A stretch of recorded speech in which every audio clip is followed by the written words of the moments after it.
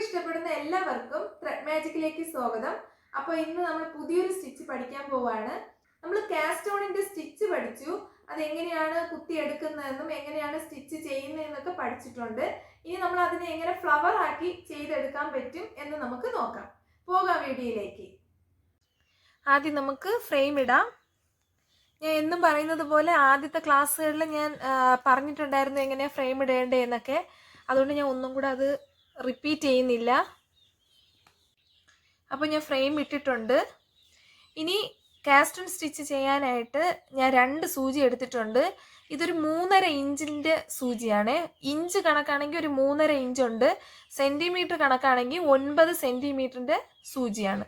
ഇത് 2 എണ്ണം എടുത്തിട്ടുണ്ട്. അതിൽ ഒരെണ്ണത്തിൽ നൂല് കോർത്തെടുക്കാം. 6 നൂലാണ് എടുക്കുന്നത്. ഫുൾ നൂലും വേണം. നമ്മൾ എംബ്രോയിഡറി ത്രെഡിൽ ഫുൾ നൂലും എടുത്തിട്ടുണ്ട്. ഫുൾ നൂലും എടുത്തിട്ടുണ്ട്. കെട്ടിടുന്നതും എല്ലാവർക്കും അറിയാം. വെച്ചിട്ട് കുറച്ചിങ്ങനെ ചുറ്റിയെടുക്കുമ്പോൾ കെട്ടായിട്ടുണ്ട്.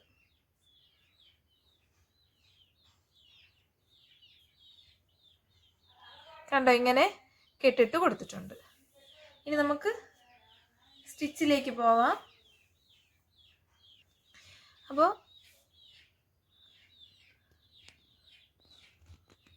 അടിയിൽ നിന്ന് നൂല് കുത്തി മേലേക്ക് എടുത്തു. അത് കഴിഞ്ഞിട്ട് നടുക്കൊരു റൗണ്ട് കൊടുക്കുകയാണ്. കുറച്ചൊന്ന് ചുറ്റിയിട്ട് ഉണ്ടോ, ഇതിങ്ങനെ നമ്മൾ കാസ്റ്റ് ഓണിൻ്റെ സ്റ്റിച്ച് എങ്ങനെയാണ് ചുറ്റി എടുക്കേണ്ടതെന്നൊക്കെ ഉള്ളത് ആദ്യ ക്ലാസ്സുകളിൽ പഠിച്ചിട്ടുണ്ട്. ഇതിപ്പോൾ ഫ്ലവറാണ് ചെയ്യാൻ പോകുന്നത്. അപ്പോൾ ഫ്ലവർ ചെയ്യാൻ ഈ ഒരു റൗണ്ട് ചെയ്തിട്ട് ബുള്ളിയൻ നമ്മൾ കഴിഞ്ഞ ക്ലാസ്സിൽ പഠിച്ചതുപോലെ നടുക്കൊരു റൗണ്ട് ചെയ്തിട്ട് അതിൻ്റെ ഓപ്പോസിറ്റ് സൈഡ് കുത്തി ഇതിൻ്റെ മൂട്ടിലോട്ട് തന്നെ നമ്മൾ കാസ്റ്റ് ഓണിൻ്റെ എതള് ചെയ്ത് ഫസ്റ്റ് പഠിച്ചപ്പോഴും ബുള്ളിയൻ പഠിച്ചപ്പോഴും നമ്മൾ ഫ്രണ്ടിൽ നിന്ന് കുത്തി ബാക്കിലോട്ട് ഇതിൻ്റെ മൂട്ടിൽ നിന്നാണ് വലിച്ചെടുക്കുന്നത്. അപ്പം ഇതുപോലെ ഇങ്ങനെ വെച്ചിട്ട് അടുത്ത സൂചി ഇതിനൊപ്പം തന്നെ ഇതുപോലെ ഒന്ന് കുത്തി വെച്ച് കൊടുക്കണം. ഇതിനൊപ്പം തന്നെ 2 സൂചി. എന്നിട്ട് ഇടത് കൈ കൊണ്ട് ഇങ്ങനെ വെച്ചിട്ട് കണ്ടോ ലോക്ക് ഇങ്ങനെ കെട്ടിട്ട് കൊടുക്കണം. കണ്ടോ, നമ്മൾ ഇതിൻ്റെ എതള് പഠിച്ച സമയത്ത് പഠിച്ചതുപോലെ ഉണ്ടോ, ഇങ്ങനെ വന്നിട്ട് തിരിച്ചിട്ട് കൊടുക്കണം. ഉണ്ടോ, ഇങ്ങനെ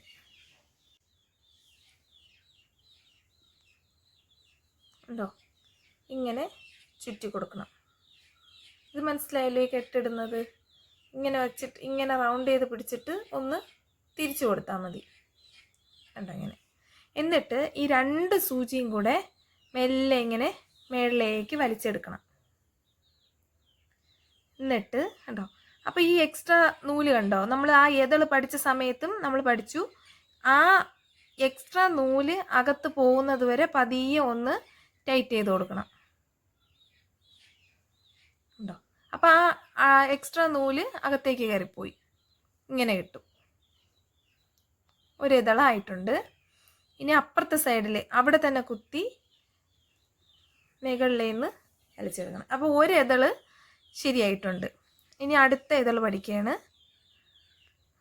വീണ്ടും അവിടെ നിന്ന് ഇതിൻ്റെ മൂട്ടിലേക്ക് കുത്തിയിട്ട് നമ്മൾ നേരത്തെ പറഞ്ഞ പോലെ ഒരു സൂചി ഇതിനൊപ്പം വെച്ചിട്ട്, ഇത് ഏത് സൈസിലെ സൂചി വേണമെങ്കിലും വയ്ക്കാം കേട്ടോ. ചെറിയ സൂചി ആയാലും ഇതിനേക്കാളും വലിയ സൂചി ആയാലും. അപ്പം നമ്മൾ ആ വലിയ സൂചി വയ്ക്കുമ്പം ഇപ്പം നമ്മൾ ചെയ്ത ഈ എതളിനേക്കാളും വീതിക്ക് ഇച്ചിരി കൂടെ വണ്ണത്തിന് കിട്ടും. എതള് കുറച്ചും കൂടെ വണ്ണത്തിലിരിക്കും. കുറച്ചും കൂടെ ചെറിയ സൂചിയാണെങ്കിൽ കുറച്ചും കൂടെ ചെറിയ സൈസിലിരിക്കും. ഇങ്ങനെ വലിച്ചു കൊടുത്തിട്ട് ഈ എക്സ്ട്രാ നൂല് അകത്ത് കയറി പോകുന്നത് വരെ പതുക്കെ ഒന്ന് ടൈറ്റ് ചെയ്ത് കൊടുക്കണം. അത് കഴിഞ്ഞ് ഇതിൻ്റെ ഒരു സൈഡിൽ മുകളിലെ ഒരു സൈഡിൽ നിന്ന് മുകളിലേക്ക് എടുക്കാം. ഒരു സൈഡ് നമ്മൾ ബുള്ളിയൻ ചെയ്തതുപോലെ തന്നെയാണ്. ഇനി ഇതിൻ്റെ പുറത്തും നമുക്ക് 5 6 3 എങ്ങനത്തെ വേണമെങ്കിലും ഇതള് കൊടുക്കാം. ഇപ്പം ഞാൻ 5 ഇതൾ കൊടുക്കുകയാണ്. അപ്പം കുറച്ച് ചെറുതായിട്ടൊന്ന് കുത്തിയെടുത്തിട്ട് നേരത്തെ ചെയ്ത പോലെ തന്നെ മറ്റേ സൂചിയും കൂടെ അടുത്ത് വെച്ചിട്ട് ഒന്നുകൂടെ ഒന്ന് ചുറ്റിയെടുക്കണം. ഈ ചുറ്റുന്നത് മനസ്സിലായല്ലോ? കണ്ടോ? ഇങ്ങനെ ഈ നൂലിനെ ഇങ്ങനെ ഒന്നാക്കിയിട്ട് തിരിച്ച്, ഇത്രയേ ഉള്ളൂ. കണ്ടോ? ഇത്രയേ ഉള്ളൂ.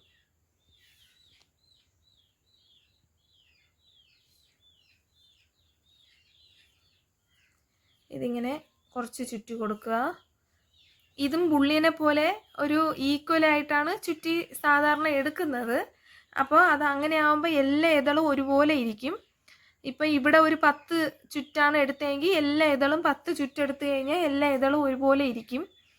അപ്പം നമ്മൾക്ക് ഒരു ഉദ്ദേശത്തിലാണ് ഞാൻ എടുത്തിട്ടുള്ളത്. വീണ്ടും ചെറുതായിട്ട് നമുക്ക് 5 ഇതൾ ഇതിൻ്റെ റൗണ്ടിനും കൊടുക്കണം. അപ്പോൾ അത് കണക്കാക്കി ഇതോടൊപ്പം അടുത്ത സൂചി കുത്തി വെച്ചിട്ട്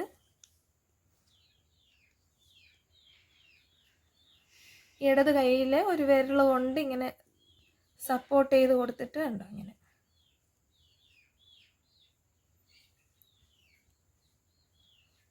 രണ്ടും കൂടെ ഒരുമിച്ച് വലിച്ച് ഉണ്ടോ. നല്ല ഭംഗിയുള്ളൊരു സ്റ്റിച്ചാണിത്. ഇതിൻ്റെ ഫ്ലവർ നല്ല ഭംഗിയാണ് ചെയ്യാനായിട്ട്.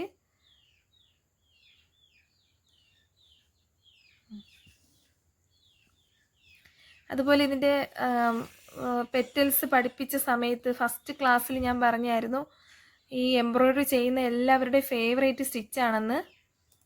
എനിക്കും ഭയങ്കര ഇഷ്ടമാണ് ഈ സ്റ്റിച്ച് ചെയ്യാനായിട്ട്.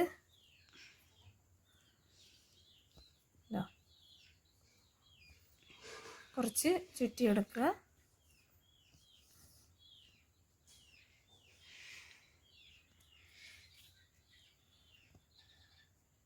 എല്ലാവർക്കും മനസ്സിലാകുന്നുണ്ടല്ലോ അല്ലേ? അല്ലെങ്കിൽ കമൻ്റ് ഇട്ട് ചോദിക്കണം. ഇത് കുത്തിയെടുക്കുന്നത് ഇതിൻ്റെ ഒരു 1/4 ഭാഗം. ഇപ്പം ഈ ഒരു ഇതൾ ചെയ്ത് കഴിഞ്ഞാൽ അടുത്ത ഇതളിന് കുത്തിയെടുക്കുന്നത് ഇതിൻ്റെ ഒരു 1/4 ഭാഗത്ത് നിന്ന് വേണ്ട ഈ ഒരു 1/4 ഭാഗത്ത് നിന്ന് ഫ്രണ്ടിലോട്ട് കുത്തിയെടുത്തിട്ട് ഇതിൻ്റെ മൂട്ടിൽ നിന്ന് തന്നെ തിരിച്ചു കൊടുക്കണം.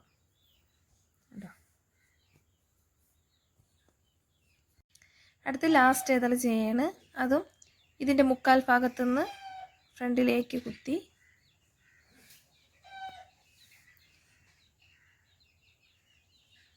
അപ്പോൾ 5 ഇതളായിട്ടുണ്ട്. 5 ഇതളാകുമ്പോഴത്തേക്കും ഫുൾ കവറായിട്ട് റൗണ്ടിന് കിട്ടും.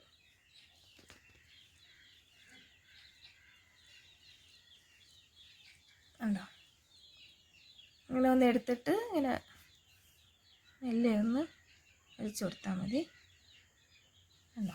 ഇത്രയേ ഉള്ളൂ കാസ്റ്റോൺ ഫ്ലവർ. അപ്പോൾ ഇത്രയേ ഉള്ളൂ കാസ്റ്റോൺ ഫ്ലവർ. ഉണ്ടോ? എല്ലാവർക്കും മനസ്സിലായെന്ന് ഞാൻ വിശ്വസിക്കുന്നു. ഉണ്ടോ? നല്ല ഭംഗിയല്ലേ? അപ്പോൾ ഇതാണ് നമ്മുടെ കാസ്റ്റോൺ ഫ്ലവർ. ഇതിനെ നമ്മൾ ബ്രസീലിയൻ എംബ്രോയ്ഡറി എന്നും പറയാറുണ്ട്.